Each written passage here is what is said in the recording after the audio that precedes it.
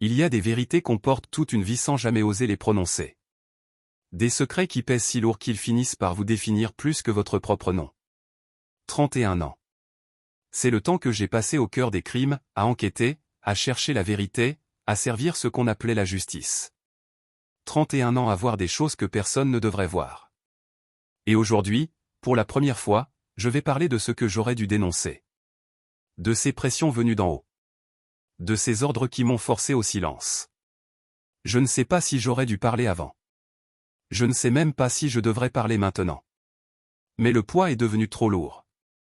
Et si je me tais encore, je crois que je vais disparaître avec tous ces secrets, et personne ne saura jamais ce qui s'est vraiment passé dans l'ombre de ce système que nous appelions justice.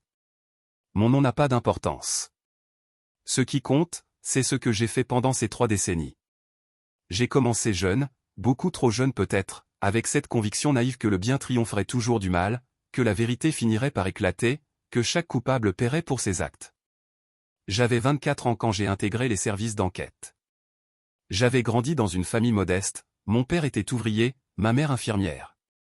Il m'avait appris la valeur du travail honnête, du respect des règles, de l'intégrité. Quand j'ai reçu mon badge, quand j'ai prêté serment, j'ai cru que j'entrais dans une institution noble, une machine bien huilée dont le seul objectif était de protéger les innocents et de punir les criminels. Je me souviens de mon premier jour. L'odeur du café dans le bureau, les dossiers empilés sur les bureaux métalliques, les regards fatigués de mes collègues plus âgés. Ils avaient tous ce même air, comme s'ils portaient un fardeau invisible. À l'époque, je pensais que c'était simplement la fatigue du métier. Je ne comprenais pas encore que c'était autre chose. Quelque chose de plus profond. Une résignation face à un système qui ne fonctionnait pas comme on nous l'avait promis. Les premières années ont été intenses. J'ai travaillé sur des affaires de vol, d'agression, quelques homicides. Rien de spectaculaire au début, mais chaque dossier me passionnait. J'y passais mes nuits, je cherchais le moindre indice, la moindre incohérence. J'adorais cette sensation de reconstituer un puzzle, de donner un sens au chaos. Il y a eu cette affaire en particulier, je devais avoir 27 ans. Un jeune homme avait été retrouvé mort dans un parking souterrain. Coup de couteau dans le thorax, portefeuille volé. Tout portait à croire à une agression qui avait mal tourné. Mais quelque chose ne collait pas. Les blessures étaient trop précises, trop calculées pour un vol improvisé. J'ai creusé, interrogé les témoins, suivi les pistes. Et j'ai découvert qu'il s'agissait en réalité d'un règlement de compte lié à un trafic de drogue. Le coupable a été arrêté, jugé, condamné. J'étais fier. Je me disais que c'était pour ça que je faisais ce métier. Pour que chaque victime trouve justice, pour que chaque famille trouve des réponses. Mais même dans cette victoire, j'avais senti quelque chose d'étrange. Pendant l'enquête, un de mes supérieurs m'avait demandé de ne pas trop insister sur certains aspects du dossier. Il m'avait dit que c'était pour ne pas compliquer les choses, pour ne pas perdre de temps sur des détails qui ne mèneraient nulle part. J'avais obéi. Je lui faisais confiance. Après tout, il avait 20 ans d'expérience de plus que moi. Mais cette petite voix dans ma tête, ce doute minuscule, ne m'a jamais vraiment quitté. Les années ont passé. J'ai gravi les échelons, pas très vite, mais suffisamment pour avoir accès à des affaires plus importantes, plus sensibles. C'est là que j'ai commencé à voir les fissures. Les premières incohérences qui ne pouvaient plus être ignorées. Il y a eu cette affaire qui a tout changé pour moi. Je devais avoir 36 ans, j'étais déjà bien installé dans le métier, j'avais une certaine réputation, on me confiait des dossiers complexes. Cette fois, il s'agissait d'un meurtre dans les beaux quartiers. Une femme, la cinquantaine, retrouvée morte chez elle. Étranglée. Pas de signe d'effraction, rien de volé. L'enquête de voisinage n'avait rien donné, personne n'avait rien vu, rien entendu. Mais j'avais remarqué un détail. Un appel téléphonique passé depuis son domicile quelques heures avant sa mort. Un numéro que j'ai tracé. Et ce numéro appartenait à un homme influent, un entrepreneur très connu, proche de certains cercles politiques. Quand j'ai commencé à creuser cette piste, quand j'ai demandé l'autorisation d'interroger cet homme, on m'a convoqué dans le bureau de mon supérieur. Il n'était pas seul. Il y avait un autre homme, en costume sombre, que je n'avais jamais vu. On ne m'a pas présenté. On m'a juste dit de m'asseoir. Et là, mon supérieur m'a parlé d'un ton que je ne lui connaissais pas. Un ton froid, presque menaçant. Il m'a expliqué que cette piste n'était pas la bonne, que je perdais mon temps, que je devais me concentrer sur d'autres aspects de l'affaire. J'ai essayé d'argumenter, de montrer les éléments que j'avais rassemblés, mais il m'a coupé net. Il m'a dit que certaines personnes ne devaient pas être dérangées sans preuves absolues, et que je n'avais rien de solide. L'homme en costume n'a rien dit. Il s'est contenté de me regarder. Ce regard, je ne l'oublierai jamais. C'était un avertissement silencieux. J'ai compris à ce moment-là que je venais de toucher à quelque chose de dangereux. J'ai continué l'enquête, mais en évitant cette piste. J'ai fini par arrêter un suspect, un homme avec des antécédents de violence, qui avait été vu dans le quartier ce jour-là. Les preuves étaient minces, mais suffisantes pour une mise en examen. Il a été condamné. L'affaire a été classée. Mais je savais. Je savais qu'on n'avait pas le bon coupable. Je savais qu'on avait fermé les yeux sur la vraie piste parce qu'elle menait trop haut, parce qu'elle impliquait des gens qu'on ne pouvait pas toucher. Et c'est ce jour-là que j'ai compris que la vérité n'était pas toujours ce qu'on cherchait. Que parfois, on cherchait juste une version acceptable de la vérité, une version qui ne dérangeait personne, qui ne faisait pas de vagues. J'ai essayé de me convaincre que j'avais fait ce qu'il fallait, que j'avais suivi les ordres, que c'était le fonctionnement normal du système. Mais au fond de moi, quelque chose s'était brisé. Cette foi aveugle que j'avais dans l'institution, cette certitude que nous servions la justice, tout cela avait commencé à s'effriter. Et ce n'était que le début. Plus je montais dans la hiérarchie, plus j'avais accès à des affaires sensibles, plus je voyais ces pressions s'exercer. Ce n'était jamais direct. On ne vous disait jamais explicitement de falsifier des preuves ou de classer un dossier sans raison. C'était beaucoup plus subtil. C'était une réunion informelle où on vous suggérait de ne pas insister sur tel ou tel point. C'était un appel téléphonique en fin de journée, d'un numéro inconnu, où une voix vous rappelait que vous aviez une famille, une carrière, une réputation à protéger. C'était un dossier qui disparaissait mystérieusement de votre bureau pour réapparaître quelques jours plus tard avec des éléments en moins. C'était un témoin qui se rétractait soudainement sans explication. C'était un supérieur qui vous confiait une autre affaire urgente au moment précis où vous étiez sur le point de faire une percée. Tout était orchestré pour que vous compreniez le message sans qu'on ait besoin de le formuler clairement. Et le message était simple, il y a des limites à ne pas franchir, des noms à ne pas prononcer, des vérités à ne pas déterrer. J'ai vu des collègues être mutés du jour au lendemain parce qu'ils avaient posé trop de questions. J'ai vu des enquêtes être confiées à des équipes entières puis brusquement retirées sans justification. J'ai vu des preuves disparaître, des témoins être intimidés, des rapports être réécrits. Et moi, qu'est-ce que j'ai fait? J'ai fermé les yeux. J'ai serré les dents. J'ai continué à faire mon travail en évitant soigneusement de regarder dans les zones d'ombre. Parce que j'avais peur. Peur de perdre mon poste, peur de mettre ma famille en danger, peur de devenir un paria dans un milieu où la solidarité est la seule protection. J'avais des enfants à nourrir, un crédit immobilier à rembourser, une vie qui dépendait de ce salaire. Et puis, je me disais que je faisais quand même du bon travail. Que même si je ne pouvais pas résoudre toutes les affaires comme il aurait fallu, j'en résolvais certaines. Que j'aidais quand même des victimes. Que c'était mieux que rien. Mais c'était un mensonge.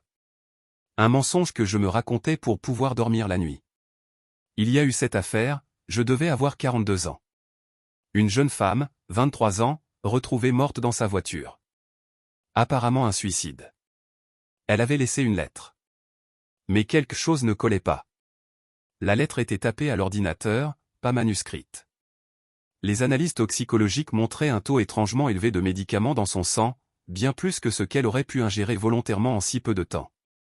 Et surtout, elle avait un rendez-vous prévu le lendemain avec un journaliste d'investigation.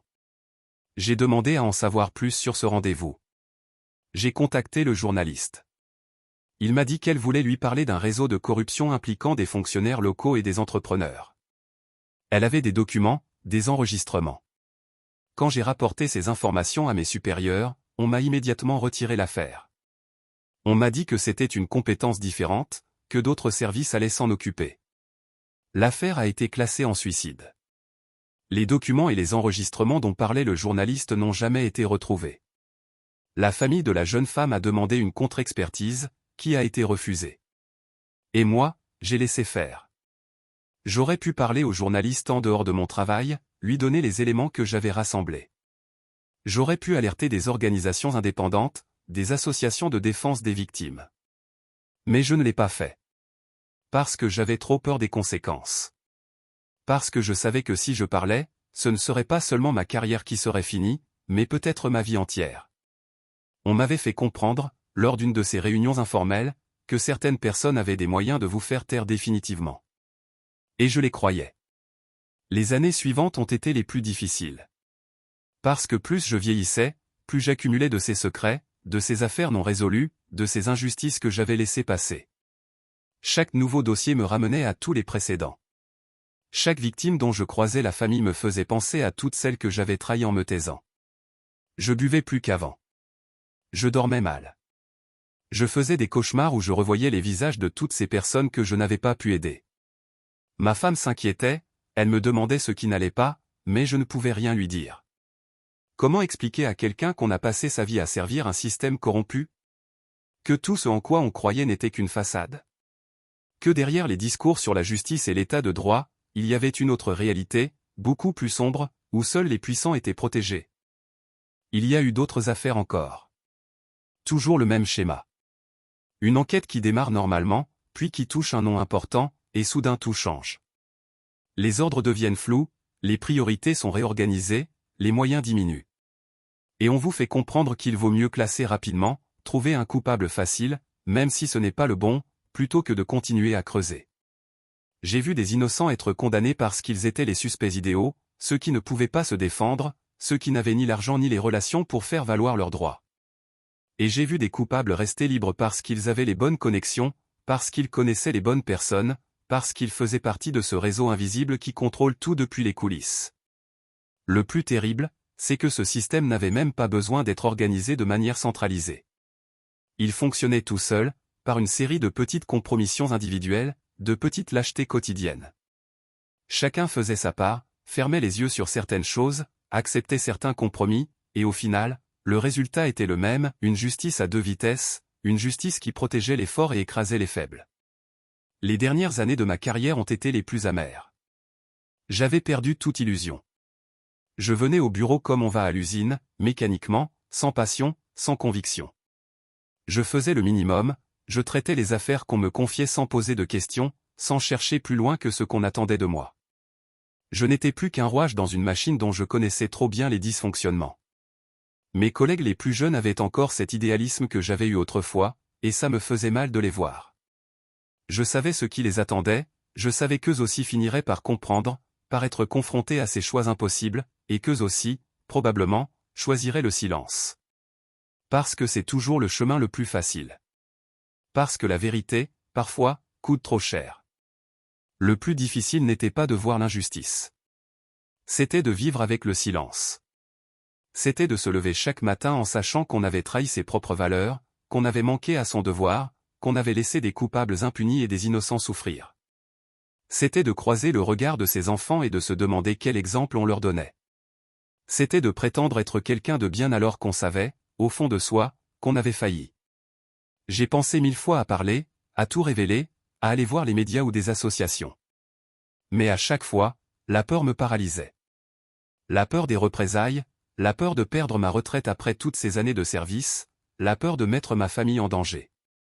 Et puis il y avait aussi cette autre peur, plus insidieuse, la peur que personne ne me croie, que mes révélations soient enterrées comme tant d'autres avant moi, que tout ce sacrifice soit inutile. Aujourd'hui, j'ai 55 ans. J'ai pris ma retraite il y a quelques mois.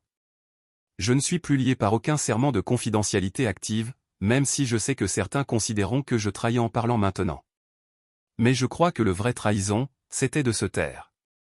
31 ans à voir ce que j'ai vu, à savoir ce que je sais, et ne rien dire.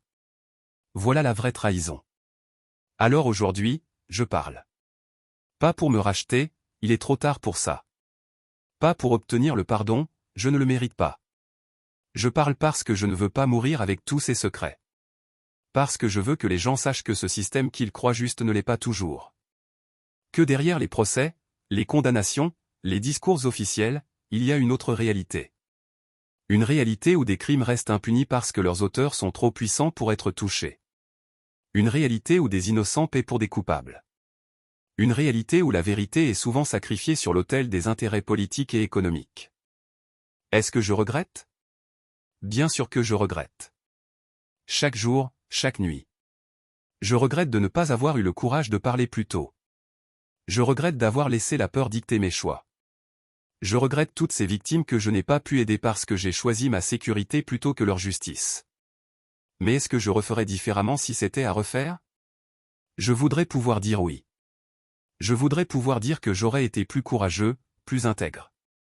Mais honnêtement, je ne sais pas. Parce que c'est facile de parler de courage quand on n'a rien à perdre. C'est facile de parler d'intégrité quand ce n'est pas votre famille qui risque d'en payer le prix. La réalité, c'est que nous sommes tous humains, tous faillibles, tous capables de lâcheté quand la pression devient trop forte.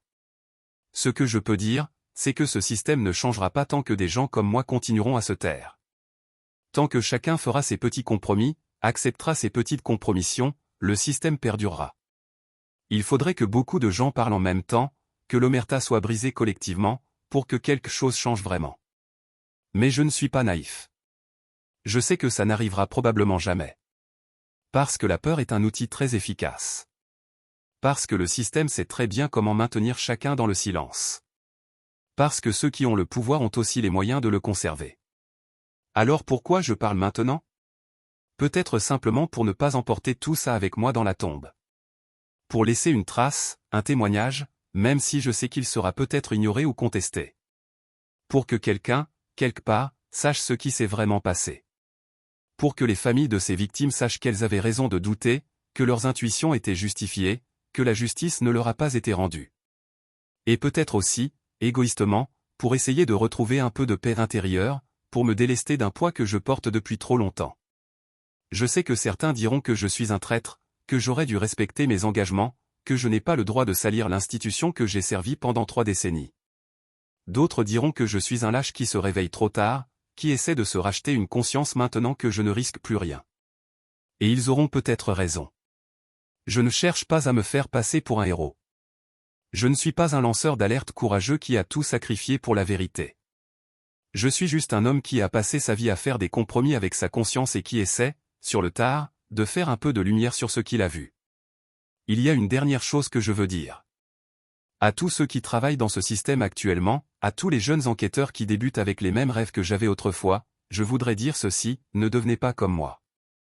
Si vous voyez quelque chose qui ne va pas, si on vous demande de fermer les yeux sur une injustice, si on vous met la pression pour abandonner une piste, ne cédez pas parler.